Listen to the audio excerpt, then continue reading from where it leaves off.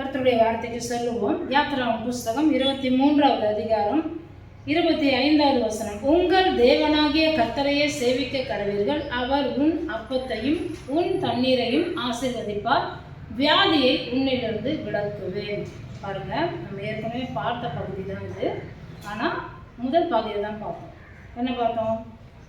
உன்னுடைய அப்பத்தையும் உன்னுடைய தண்ணீரையும் ஆசீர்வதிப்பார்ங்கிறது வரைக்கும் பார்த்தோம். இன்னைக்கு பார்க்கும்போது பிற்பகுதியை பார்க்க போகிறோம். இதே வசனத்தில் வியாதியை உன்னிலிருந்து விளக்குவேன், நான் விளக்குவேன் ஆண்டவர் சொல்கிறாரு பாருங்க. அப்போ நம்ம புரிந்து கொள்ளணும். நம்ம தொடர்ச்சியாக பார்த்து கொண்டிருக்கிறது விதைப்பும் அறுப்பும்ங்கிற இந்த காரியங்கள். நம்ம நன்மை செய்யும் பொழுது நன்மைகளை கொடாகொடியாக செய்யும் பொழுதும் நம்ம என்ன செய்கிறோம்ன்றது ரொம்ப ரொம்ப முக்கியம். ஏன்னா சில காரியங்கள் நம்ம வாழ்க்கையில் நடக்கும்போது, ஏன் எனக்கு நிறைய விதைக்கிறேன், கண்ணீரோடு விதைக்கிறேன், எனக்கு ஏன் அறுவடை இல்லை அப்படிங்கிற காரியங்கள் இருக்குது. சில காரியங்கள் நமக்கே அறியாமல் சிலது செய்வோம். சில பேர் செய்கிறதுக்கு நாம் எதிர்த்து பேசாமல் மறுப்பு சொல்லாமல் இருக்கிறது கூட நம்மளுக்கு ஒரு ஆசீர்வாதத்துக்கு காரணம் இல்லாமல் கூட இருக்கலாம். அது மட்டும் இல்லை, நம்மளை ஆண்டவர் சண்டை போட சொல்லலை. அதே சமயத்தில் நம்ம புரிந்து கொண்டு ஞானமாக செயல்பட உதவி செய்கிறாரு. நம்ம விதைப்பு சரியானதாக இருக்கணும். சரியான விதையை விதைக்கும் பொழுது அறுவடை பெரிதாக இருக்கும். அதற்காக நம்முடைய தேவனுடைய கரத்தில் நம்ம ஒப்பு கொடுத்து இதை பார்த்து கொண்டிருக்கிற நீங்கள் இந்த வாரத்திலும் அடுத்த வாரத்திலும் அருமையான அறுவடையை காணும்படிக்கு கர்த்தர் உங்கள் கைகளை திடப்படுத்துவார்கள். சரி, நம்ம தொடர்ச்சியாக இதை பார்த்துக்கிட்டு இருக்கும் பொழுது, விதைப்பு மருமம் பார்க்கும் பொழுது நிறைய காரியங்கள், 4 வித நிலம், 4 வித மனிதர்கள், இருதயம் அப்படிங்கிறத நம்ம யூடியூப் சேனலில் இருக்குது பாருங்கள். அந்த போதனையை போய் நீங்கள் கேட்டு பாருங்கள். அப்போ இதுவும் உங்களுக்கு நல்லா விளங்க இருக்கும். ஏன் அப்படின்னா மனிதர்களுடைய குணாதிசயம் இருக்குது. சில காரியங்கள் நம்மளே இந்த விஷயங்களை நமக்குள்ளே இருக்குவான்னு நிதானிங்க. அப்படி இல்லைனாலும் மற்றவர்களிடத்தில் இருக்கும் பொழுது நீங்கள் எப்படி அவங்களோட நடந்து கொள்ளணும் ஞானம் கர்த்தர் உங்களுக்கு தருவார். அப்போது நம்ம உண்மையை விதைக்கும் பொழுது, நன்மையை விதைக்கும் பொழுது, சத்தியத்தை விதைக்கும் பொழுது, கர்த்தருடைய வசனத்தை விதைக்கும் பொழுது அதுக்கேற்ற பலன் நிச்சயமாக உண்டு. ஆனால் பொய்யை விதைக்கும் பொழுது பொய் எங்கிருந்து வருது? அப்போ தொடர்ந்து பொய் சொல்லி கொண்டிருக்கிற நபர்களை பார்க்கும்பொழுது ஜாக்கிரதை. பிழைப்பு மற்றவர்களை அவங்க ஏமாற்றிக்கிட்டே இருப்பாங்க. அது இன்னொன்று, தாங்களேவும் பாதிப்படைஞ்சது போல மற்றவங்களுடைய காரியங்கள் பெரிய பாதிப்பு இருக்கும். அதை பெருசாக கண்டுக்க மாட்டாங்க, கவனித்து செவி கொடுக்கவும் மாட்டாங்க. அடுத்தவர்களுக்கு அளவுக்கு அதிகமாக ப்ரெஷர் கொடுத்து அவங்களை வேதனைப்படுத்துறது அவங்களுக்கு அது ஒரு மகிழ்ச்சி. அதே போல் காரணமே இல்லாமல் குறை சொல்லி கொண்டே இருப்பாங்க. அது ஒரு பிசாசின் கிரியை பாருங்கள். குறை சொல்லுதல், முறுமுறுத்தல், இதெல்லாம் it is a spirit of criticising அப்படின்னா நம்ம வேதத்தில் வாசிக்கிறோம். உங்களுக்கு தெரிஞ்சுது.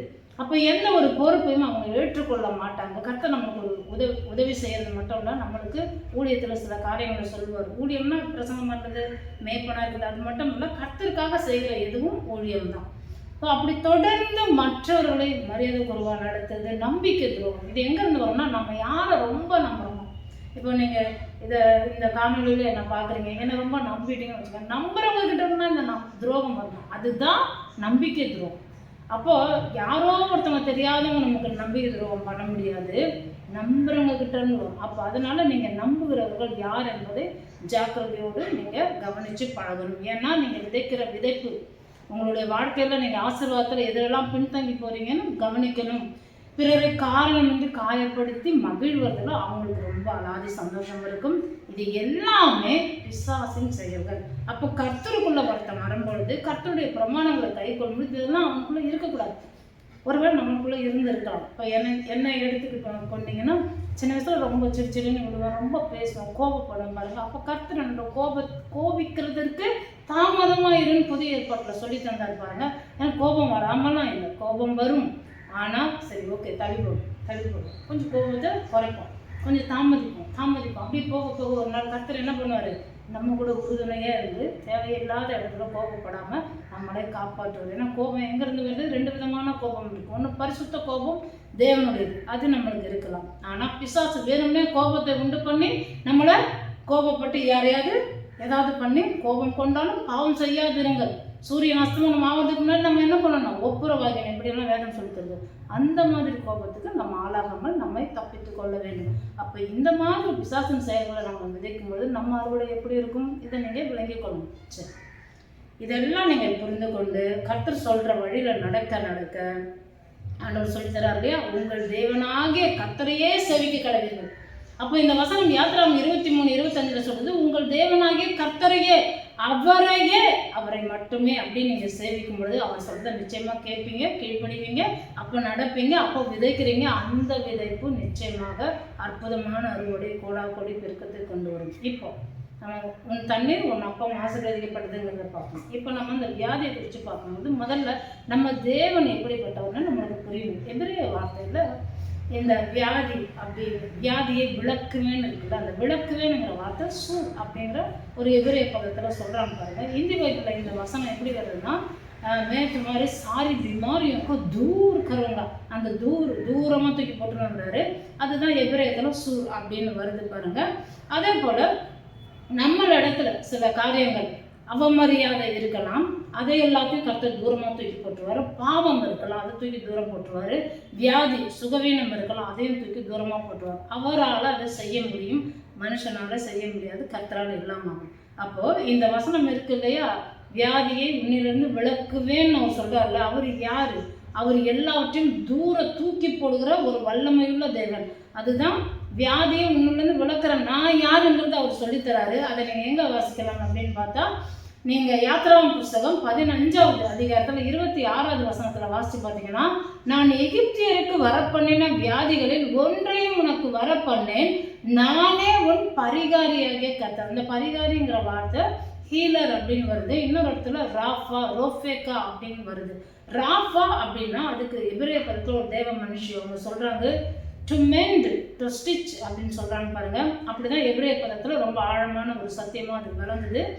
அப்போ ஆண்டவர் என்ன பண்ணுறாரா, நம்மளுடைய டேமேஜ் ஆன சரீரத்தில் இருக்கிற வியாதியின் காரணமாக டேமேஜ் ஆன செல்ஸு, டேமேஜ் ஆன சரீரம் உள்ளுறுப்புகள் அதெல்லாம் என்ன பண்ணுறோம், மெண்ட் பண்ணுறோம். மெண்டுன்னா இப்படி இணைக்கிறது.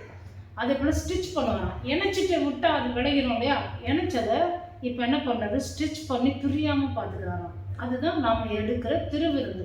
நம்மளுடைய சரீரத்தில் நம்முடைய உள் உறுப்புகளில் என்னென்ன பாகங்கள் கிழிஞ்சிருக்கோ, இல்லை செல் டேமேஜ் ஆகிருக்கோ, இந்த மாதிரி காரியங்களை மறுபடியும் புதுப்பிக்கிற வல்லமை நம்ம ரண வைத்தியர் இயேசு கிறிஸ்துவின் அவருடைய சரீரத்திற்கு அவருடைய ரத்தத்திற்கு உண்டு. அதனால தான் அவர் சொல்றாரு, நானே உன்னை குணமாக்கும் கர்த்தர், I am the Lord that heals you, Yahweh Rophekha அப்படின்னு வருது. அப்போ அந்த ரோஃபேங்கிறது ஹீலர், கா அப்படிங்கிற அந்த எழுத்து யூ, உன்னை குணமாக்குகிற கர்த்தர் நான், உனக்கு டாக்டர் நான், உன்னுடைய குடும்ப வைத்தியர் நான் அப்படின்னு சொல்லப்படுது. அது மட்டும் இல்லை, சங்கீத புஸ்தகம் 103:3 வாசித்து பார்த்தீங்கன்னா, அவர் உன் அக்கிரமங்களை எல்லாம் மன்னித்து உன் நோய்களை எல்லாம் குணமாக்குவார். அதே போல் பாருங்களேன், நீங்கள் ரூத் புஸ்தகத்தை வாசித்து பார்த்தீங்கன்னா முதல் அதிகாரத்தில் 2வது வசனத்தில் சொல்லப்பட்டிருக்கோம் இல்லையா, நவமிக்கு 2 மகன்கள் இருந்தாங்கன்னு. அதில் ஒருத்தன் பேர் மக்ளூன், இன்னொருத்தன் பேர் கிளியன். அந்த மக்ளூனுங்கிற வார்த்தைக்கு அர்த்தம் என்ன அப்படின்னு நீங்கள் பார்த்தீங்கன்னா வியாதி பிடிச்சவன், சிக்னஸ். அதனால தான் அவன் சீக்கிரம் செத்துட்டான் பாருங்க. அப்போ அந்த மக்ளூன், மக்கேலா அப்படிங்கிற வார்த்தை தான் இங்கே உபயோகப்படுத்தப்பட்டிருக்கு. எங்கன்னா ஆண்டவராக இயேசு கிறிஸ்து சொல்கிறார் இல்லையா, வியாதியை உன்னிலிருந்து நான் விளக்குவேன். அந்த வியாதிங்கிற வார்த்தை, சிக்னஸ்ங்கிற வார்த்தை மக்கேலா அப்படிங்கிற எபிரேய பதத்தில் வருது பாருங்க. நம்ம இதை புரிந்து கொள்ளணும். அதே போல் உபாகமம் 7:15 நீங்கள் வாசித்து பார்த்தீங்கன்னா, கர்த்தர் சகல நோய்களையும் உன்னை விட்டு விலக்குவார். அது என்ன வியாதி மேலே இருந்தாலும் பரவாயில்லை, சகல வியாதி. ஏன்னா நம்ம ஏற்கனவே பார்த்தோம், யாத்திராகமம் 15:26 எகிப்திற்கு வரப்பண்ணின வியாதிகளில் ஒன்றையும், இதுவரைக்கும் என்ன வியாதி இருந்ததோ அது எதுவுமே உன் மேலே வராது. ஏன்னா நான் தூரம் தூக்கி போட்டுருவேன், நான் அதை விளக்குகிற கர்த்தர். உன்னிலிருந்து I take away from you, from among you, உன்னிடத்திலிருந்து உன் மத்தியிலிருந்து எல்லாத்தையும் தூக்கி தூரமாக போட்டுருவேன் அப்படிங்கிறாரு. அப்போ வியாதியை உங்களிருந்து விளக்கக்கூடிய ஒரு மிகப்பெரிய தேவன் உங்கள் கூட இருக்கிறாருங்கிறத நீங்கள் நம்பணும். அது மட்டும் இல்லை, சகல நோய்களையும் உன்னை விட்டு விளக்குவார்னு உபாகம் 7:15 சொல்லப்பட்டிருக்கு. நம்ம என்ன நினைப்போம், இந்த வியாதி போயிடும், இது போயிடும் ஜெபிச்சா.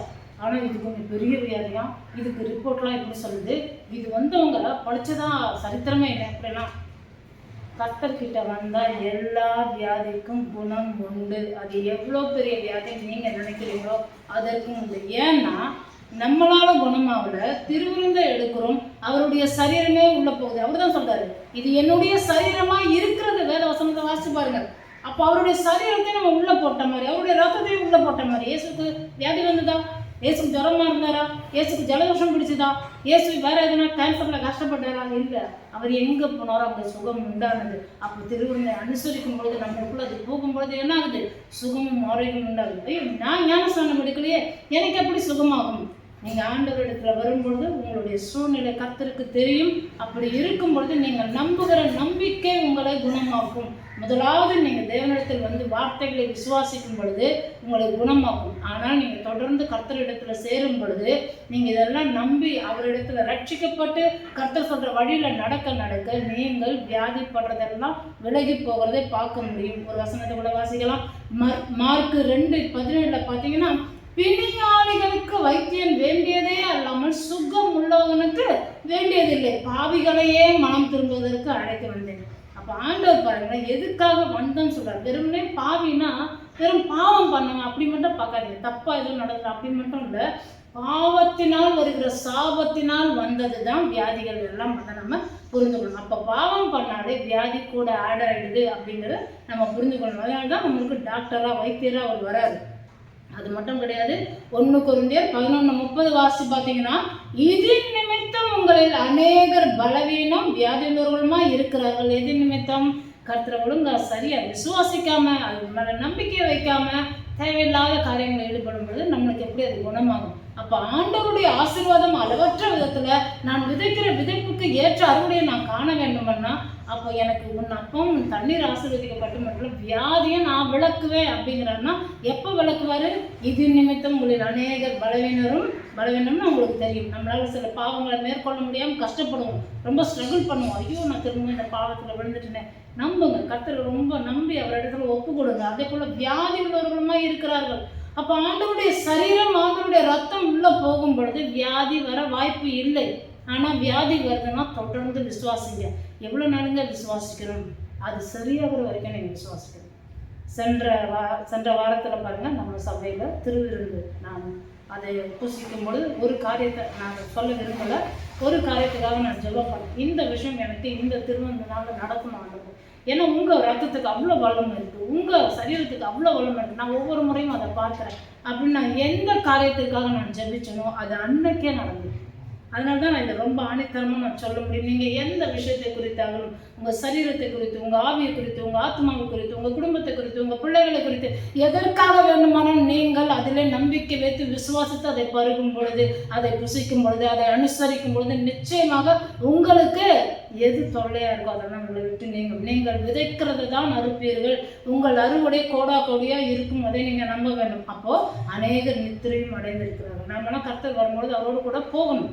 அப்போ இதெல்லாம் ரொம்ப முக்கியம் பாருங்க. கர்த்தர் சொல்லிட்டாரு, நான் தூரப்படுத்துவேன்.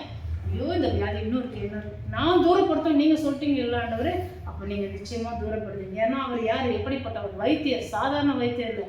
ரோஃபேக்கா எப்படி பண்ணுவாராம்? இணைச்சு அதை ஸ்டிச் பண்ணி அதை என்ன பண்ணுறாரு? சுத்தமாக அது இணைஞ்சதே தெரியாமல் பண்ணுவாங்க. சிலர்லாம் பாருங்கள், அழகாக இந்த சூயிங்லாம் பண்ணுவாங்க பாருங்கள். ஸ்டிச் பண்ணும்போது அது ஜாயிண்ட்டே தெரியாமல் ரொம்ப அழகாக தைப்பாங்க பாருங்கள். அழகாக அது மேலே ஒரு ஃப்ளவர் எம்ப்ராய்டரிலாம் போடுவாங்க. நம்ம ஆண்டவர் அப்படி தான், அவரும் நாமும் ஒன்றாக இருக்கிறோம் என்று வேதம் சொல்லுது. ஏன் ஒன்றாக இருக்கணும்னா, நம்ம ஒரு ஆள், அவர் ஒரு ஆள் அப்படி இல்லை. நம்ம சரீரம், அவர் தலை. நம்ம சரீரத்தில் அவர் தலையை கொண்டு வந்து ஒட்டினதுனால ஒரே ஒன்றாயிட்டோம். அதுதான் ஆதாம் புஸ்தகத்தில் ஆதாம் ஏவாளை பற்றி சொல்லப்பட்டிருக்கிற. புதிய ஏற்பாட்டில் சபையாகிய ஸ்ரீ நம்ம தான். நம்ம எல்லாரும் இயேசுவின் மனவாட்டியாக இருக்கிறோம், ஒன்றா இணைந்து விட்டோம். அப்போ அவருடைய சரீரத்தினால, அவருடைய ரத்தத்தினால நம்ம இணைக்கப்பட்டால் நம்மள இருக்கிற வியாதியை அவர் தூரமாக நீக்கி போட வல்லவராக இருக்கிற. விளக்குவேன்னு சொன்னால் எந்த சூழ்நிலையாக இருந்தாலும் விளக்குவாங்க. அந்த வியாதியின் தீவிரம் ரொம்ப அதிகமாக இருக்கா, டாக்டர் என்னென்னவோ சொல்கிறாங்களா, பயப்படாதீங்க. நான் டாக்டர் சொல்கிறத நம்ப போகிறது கிடையாது. இயேசு சொன்னதை நம்ப போகிறேன், அவர் வார்த்தை சொன்னதை நம்ப போகிறேன். இது பழைய ஏற்பாடு தான். பழைய ஏற்பாட்டில் தான் சொல்லியிருக்கு வியாதியை விளக்குவேன்னு. புதிய ஏற்பாட்டில் ஒரு வைத்தியராக வந்துட்டாரு. அதனால நான் நம்புகிறேன். இந்த திருவிருந்தை நான் புசிக்கிறேன். எனக்குள்ளே இருக்கிற எல்லா விதமான வியாதி வேதனை நீங்கி நான் சுகத்தையும் ஆரோக்கியத்தையும் காணுவேன். அவருக்கு சாட்சியாக நிற்பேன்னு வாழ்ந்து பாருங்கள். உங்களிருந்து வியாதி விளக்கப்பட்டது. நீங்கள் அநேக கண்களுக்கு சாட்சியாக மாற முடியும். நாம் சிந்தித்து நிறைவு செய்வோம். அன்பும் இறக்கமுள்ள நல்ல பிதாவே, இயேசுவின் நாமத்தினாலே உலகத்தில் வருகிறோம். இந்த நாளுக்காக, இந்த வேலைக்காக, இந்த ஜீவியத்துக்காக நாங்கள் நன்றி செலுத்துகிறோம். எங்கள் ஆவி, ஆத்மா, சரீரம் எல்லாவற்றையும் சர்வ வல்லமையுள்ள ராஜா நீர் கிரியை செய்வதற்காக நாங்கள் நன்றி செலுத்துகிறோம். இப்பொழுதும் வியாதியை உன்னிலிருந்து விலக்குவேன் என்று வாக்கு பண்ணியிருக்கிறீரே. இந்த வார்த்தையை கேட்டுக்கொண்டிருக்கிற பார்த்து கொண்டிருக்கிற ஒவ்வொரு பிள்ளைகளையும் ஆண்டவரே நீர் தொட்டு சுகமாக்க மாத்திரம் வல்லமை உள்ளவர் கிடையாது ஆண்டவரே.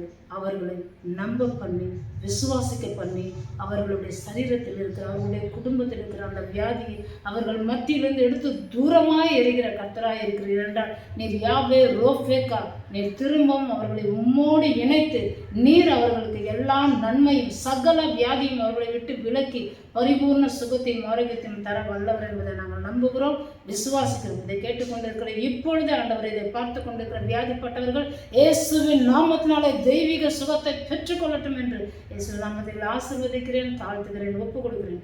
ஒருவருக்கு துதிக்க மகிமை யாவற்றையும் ஏறெடுக்கிறேன் பிதாவே. ஆமென். நம்முடைய கர்த்தராகிய இயேசு கிறிஸ்துவின் கிருபையும் பிதாவாகிய தேவனுடைய அன்பும் பரிசுத்தமுள்ள ஆவியானுடைய ஐக்கியமும் சந்தோஷமும் சமாதானம் இப்பொழுதும் எப்பொழுதும் சதா காலமும் நம் ஆண்டவரும் இரட்சகரும் மணவாளருமாகிய இயேசு கிறிஸ்துவின் இரண்டாம் வருகை மட்டும் நம்மோடு கூடவே இருப்பதாக. ஆமென். God bless you.